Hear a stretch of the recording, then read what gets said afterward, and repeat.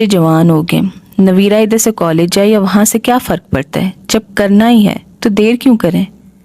ताया बट टस से मस नहीं हो रहे थे, वो पूरा जहन बना कर आए थे। साथ बैठी ताई भी शोहर की हाँ में हाँ मिला रही थी।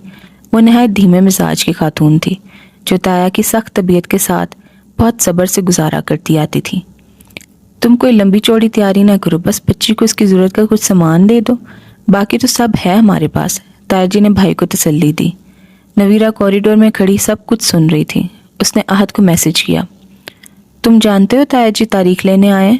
उसे समझ में नहीं आ रहा था आहद ने उसे पहले क्यों नहीं बताया।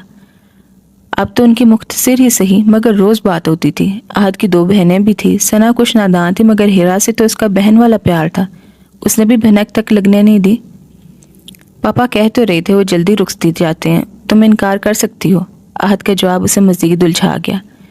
यानी आहद को मालूम था, अचानक ऐसा क्या हो गया कि वो इनकार भी नहीं कर पाया। नवीरा उलझती चली गई।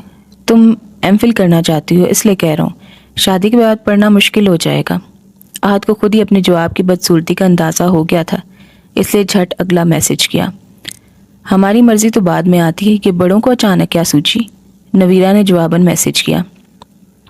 आगे से आहद ने एच के साथ एम की लंबी सी कितार भेजी। कल होनी है आज हो जाए, हर्ज क्या है, तुम्हारे भी फ़र्ज पूरे होंगे, ताया जी ने जोर दिया। नवीरा सोचने लगी, जब अब्बू उससे पूछेंगे तो वो क्या कहेगी। उसके दिल में तो लड्डू क्या पॉपकॉर्न तक का एक दाना भी नहीं फूटा था।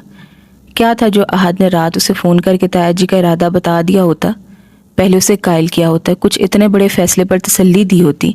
क्या मंगनी की तरह शादी भी यूं बगैर अरमानों की होती होगी और करनी पड़ेगी। हर्ज तो कोई नहीं है, लेकिन वो भाई की शादी भी इंजॉय करना नहीं कर सकेगी। फिर महक ब्याह कर आते घर कैसे संभालेगी। ये उसके साथ भी ज्यादती है। भाभी के नाज नखरे उठाने को नवीरा का यहाँ होना बनता है। अब्बू को शादी पर एतराज़ नहीं था। नवीरा ने भी दिल टटोला, उसे भी शादी करने में कोई आड़ नहीं था। पढ़ाई नौकरी ये काम तो उसे शादी के बाद भी करने ही थे। फिर क्या था जो सहन के किसी कोने में लाल झंडी दिखा रहा था। चलो यावर की शादी होने दो, अभी साथ ही नवीरा और आहद की शादी की तैयारियां भी शुरू कर देते हैं। यावर की शादी के बाद के 2 माह बाद इनकी भी कर देंगे। ताया जी जैसे मिशन निकाल कर आए थे। मैं बच्चों से मशवरा कर लूँ, अब्बू ने कहा। मशवरा नहीं करना, कायल करना है। मेरे घुटनों में इतनी ताकत रहने दो कि बेटे की बारात पर भंगड़ा डाल सकूं। ताया जी ने कहका लगाकर माहौल बदला। मैं सारे इंतज़ाम करवाऊंगी, हिरा और सना उसे बहनों की कमी महसूस नहीं होने देंगी, ताई भी बोली। नवीरा इसी वक्त अपना जवाब सोचने लगी। अगर वो ये कहे कि उसे आहद से शादी नहीं करनी, तो क्या ये बात काबिल कबूल होगी। नहीं, फिर कल को भी उससे ही तो होनी है, तो अभी क्यों नहीं। अगली सुबह उसने अब्बू को रजामंदी दे दी। वो सुंदस को किस कदर मिस कर रही थी, उसका एहसास उसे तब हुआ जब वो इतने हफ्तों बाद सुंदस से मिली थी। तस्वीरें भेजना, फ़ोन पर वीडियोस का तबादला करना, कुछ भी आमने सामने बैठकर बात करने के मुतबादिल नहीं हो सकता था।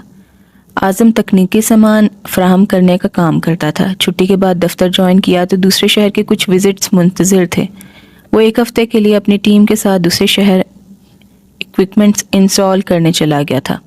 सुंदस पहले 4 दिन मेके में रही थी। नवीरा की शॉपिंग में मदद की थी। अपने भी कई काम किए। सब कुछ पहले जैसा था और अच्छा लग रहा था। आज दोनों ने नवीरा का ब्राइडल ड्रेस फाइनल किया था और अभी हमारे सेलिब्रेट करने के लिए लंच कर रही थी। उफ, मेरी तो भूख से जान जा रही थी। नवीरा ने बर्गर की बड़ी सी चक्की ली। वो खुशकिस्मत थी, उसे खाया पिया मोटापे की सूरत नहीं लगता था। आहद भाई से कहना अगली नौकरी बर्गर वाली कंपनी में करें। इतनी खुशी तो